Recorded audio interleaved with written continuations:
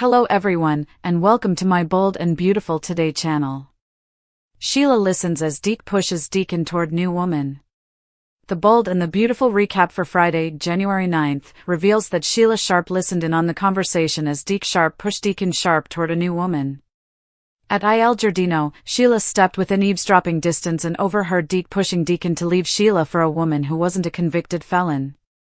Once Deacon left, a waiter named Tyler flirted with Deke until Sheila interrupted.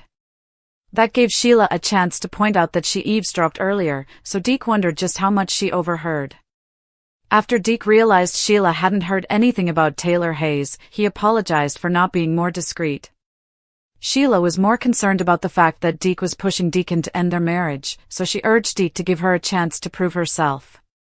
In a moment alone, Sheila thought about Deacon and vowed that no one would come between them. In Taylor's office, Steffi Forrester Finnegan pushed her mom to drop Deacon as a patient.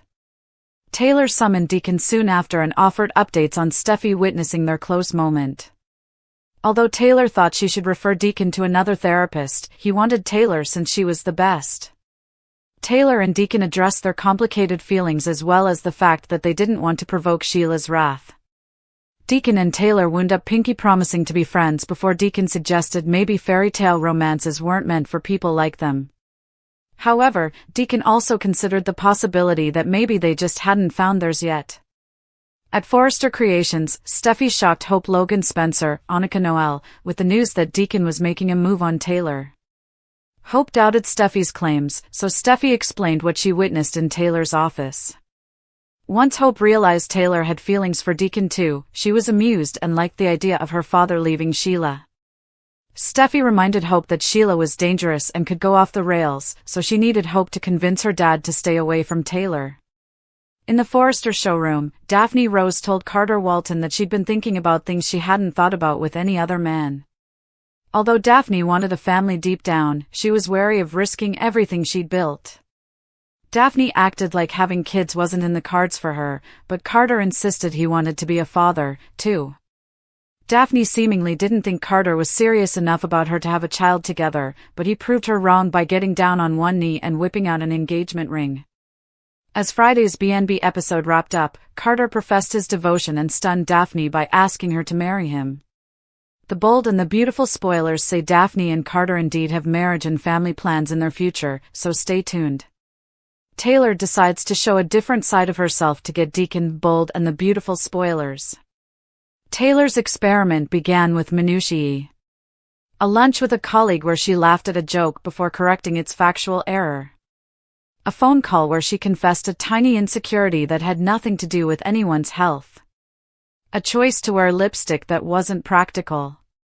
Deacon noticed, because he notices everything that moves in the direction of his heart. He'd shown up at the hospital one afternoon carrying 3 roses and 3 coffees and a look that said he was trying to be the man the world asked him to be. He had been sober for 60 days. He had been at a support group meeting early that morning. He had been unemployed and proud of the first class he'd taken in woodworking.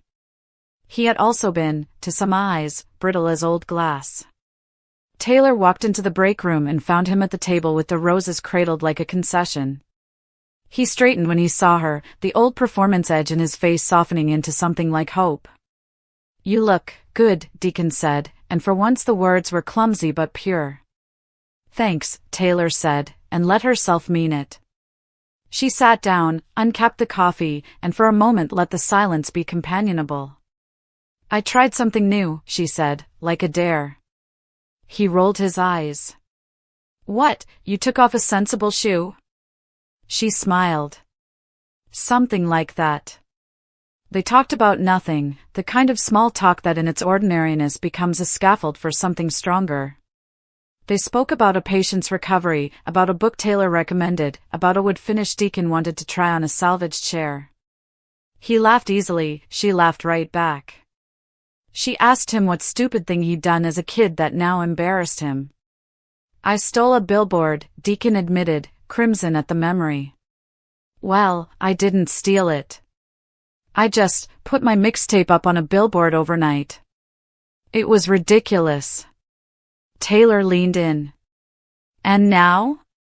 Now people think I'm a vandal with an MBA case, he said, and they both laughed until it felt dangerous. There was no grand gesture. There didn't need to be.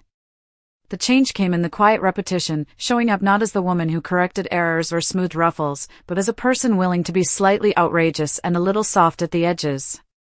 Deacon responded to that with the bewildered reverence of someone encountering mercy for the first time in years. Old ghosts, new choices. Of course, life on a soap stage insists that nothing stays uncomplicated. The test revealed itself in the sharpest form: Sheila Carter. Sheila was a specter who magnetized trouble, an old love, an old danger, a woman who had once made Deacon a better man on his worst days and the worst man on his best. Sheila's arrival sent Deacon spiraling into old reflexes because she was, for all his recovery, an emotional landmine. When Deacon learned that Sheila had been sighted near a bar where his former friends congregated, he shut down. He began leaving their dates early. He stopped answering Taylor's texts. He started using a language of self-protection that had the scent of relapse. Taylor caught the strain in his eyes before he spoke about it. She felt the old counselor's impulse to fix, to arrange therapy, to call a sponsor. But she had chosen a different experiment, to be seen in her mess, so she stayed with him without trying to fix right away. She drove to his apartment with a casserole, an old silly comfort she'd never cooked in years, and knocked. When the door opened and Deacon's face looked smaller than she remembered, she made her decision. Not to preach.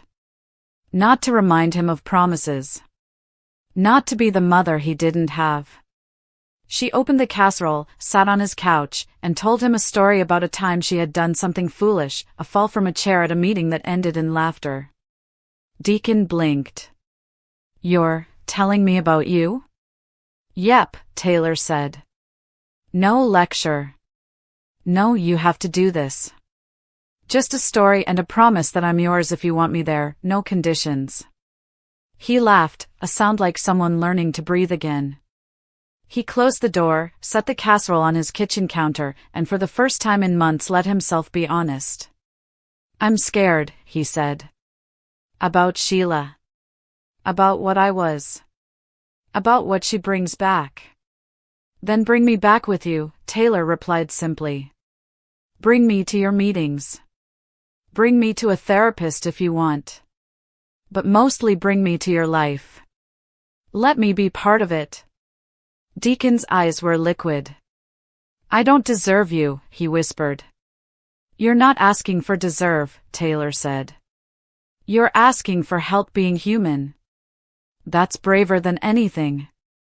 He put a hand over hers, the slowest of gestures, and in it was an agreement to let himself be seen by someone who would not hold his past like a hammer. A public test. Taylor's new side was not immune to the town square. The media in Los Angeles tends to turn private matters into artless theater, and soon enough the rumor mill began to talk about the unlikely pairing. Friends and enemies weighed in. Some called it reckless, others called it redemptive. But nothing tests a new relationship like a public moment. That moment arrived at a charity event where Taylor had been scheduled to speak on mental wellness and Deacon had been asked to present a table of goods from his woodworking class. He arrived late, with dirt on his shoes, apologetic but alive. Taylor spotted him from the stage, her speech notes trembling in her hand, and she felt something like pride, because he had shown up. After she finished, voice steady, message real, he scraped his chair forward to speak about how the charity had given him purpose. He told a story about an older man who had taught him how to sand with patience. He thanked Taylor in the way men sometimes learn to say thanks, awkwardly and with tears that surprised him. The press didn't catch the tenderness so much as the collision.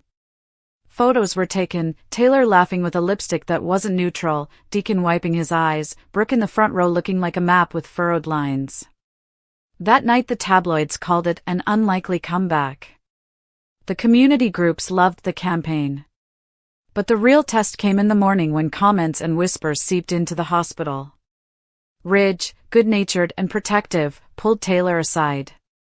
"You're playing with fire," he said bluntly. "He comes with danger. You know it." Taylor smiled, not arrogant but steady. "I know. But I also know that he's trying. And there's more to politics than protection, there's also risk. Ridge's look softened. Just don't let the risk be irreversible. His voice was the one that carried the weight of family counsel. Taylor promised she would be careful. But she meant something else totally. She would be brave enough to love a man who had built up a wall of mistakes, and she would not make his past into an excuse for leaving. The vulnerability. The change that cemented their bond didn't arrive in a headline. It came in an ordinary Tuesday. Deacon invited Taylor to his class, where his students were men trying to make things again, trying to turn calluses into pride. He showed her his latest piece, a rocking chair carved with a care he'd never known he had. The wood gleamed under his hands the way a man can when he's honest with a craft. Taylor sat in the chair and felt the truth. He had made something beautiful out of roughness. She asked him how it felt, and he said, quietly, "It's the first thing I've finished without running." She cried then, not in a shriek but a small, cleansing weep, and he was startled, then relieved, then brave enough to hold her while she let the tears come. "Why are you crying?" he asked with the guileless curiosity that had first drawn her to him. "Because I'm so tired of pretending it's a cliff to cross," she said. "I'm tired of thinking I can only be useful by correcting everyone. I wanted you to see the parts of me that can be soft and silly and alive. And you did. You made me feel less like a task and more like a person." Deacon kissed her then, tentative and then claiming, like wood finding its match. The kiss was messy and real. Somewhere in the back of the room a man inhaled, and the world tilted. Taylor felt, in that kiss, the thing she had wanted most, not to fix Deacon, not to manage him, but to let him be loved in the places he could not love himself. The price and the promise. It would have been a lie to say the experiment had no cost. There were moments when gossip cut like wind. There were friends who watched with careful skepticism. There were nights when Deacon's demons prowled the halls and tested the thinness of Taylor's resolve. And then there was Sheila, resurfacing like a storm cloud with a vengeance, who tried to lure Deacon back to old patterns by whispering memories he wasn't ready to hold. The test came to a head when someone from Deacon's past attempted to sabotage a client file, and he panicked. He ran, and Taylor chased him, not with the practiced fury of a counselor but with the ragged cry of someone who would not lose him. They argued in the rain like two people who had been through enough to know their limits. Taylor could have left him there, it would have been the practical option. Instead she took his face in her hands and said, "I want you. I want you with all the mess. But if you ever lie to me about who you are, I will walk away. Not because I don't love you, but because I will not be party to the ruin of either of us." Deacon's answer was a quiet vow he made to himself as much as to her. "I don't want to be a problem you fix, Tay. I want to be a man you choose." They chose each other in little ways after that. Deacon stopped using old coping mechanisms and started building new ones. He showed up for meetings, gave his time to the charity, and learned to ask for help without shame. Taylor continued to be the woman who did her job phenomenally, but she also kept bringing to the table the Taylor who forgot how to be sensible sometimes and loved the phrase, "Let's be ridiculous enough to mean it." A different Taylor, a new future. Months later, there was a quiet dinner. The city outside the window glowed with the usual hum of ambition. Taylor and Deacon sat at a small table with mismatched china that smelled faintly of rosemary. "You showed me that being seen could be a gift," Deacon said. "Not a punishment." Taylor reached for his hand across the table, fingers warm and brave. "You taught me that sometimes being less right is more loving."